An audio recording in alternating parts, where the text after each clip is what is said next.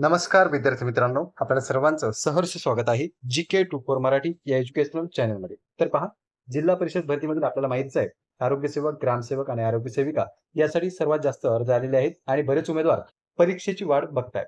या संदर्भात आणखी कोणतीही अपडेट नव्हती. त्याचं कारण असं की निवडणुका सुरू होत्या आणि निवडणुकीमध्ये जिल्हा परिषदचे कर्मचारी त्या ठिकाणी गुंतलेले होते आणि जिल्हा परिषद समितीची जी बैठक आहे ती बोलावता येत नव्हती. पण या ठिकाणी आता ग्राम विकास विभागाने बैठक बोलावलेली आहे. नुकतं आजचीच अपडेट आहे की ग्रामविकास विभागाने बैठक बोलावलेली आहे. बैठकीतून काय निर्णय समोर येईल ते तर आपल्याला कळेलच. पण पहा मित्रांनो, जरी निर्णय येत नसला तरी परीक्षेबाबत या ठिकाणी मुद्दा जो आहे तो उचलला जाणार आहे आणि नक्कीच यानंतर तुमच्या परीक्षेचं नियोजन असू शकते.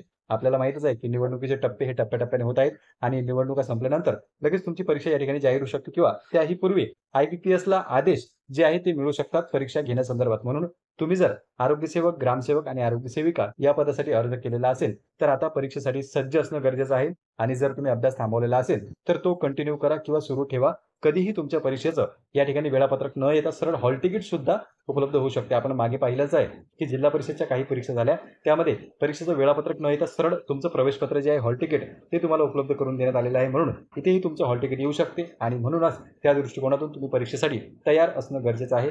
या बैठकीमधून काय ऑफिशियल निर्णय येतो तो जर त्यांनी जाहीर केला तर त्याबद्दल आपण अपडेट देऊच. तर या व्हिडिओमध्ये थांबूया. धन्यवाद.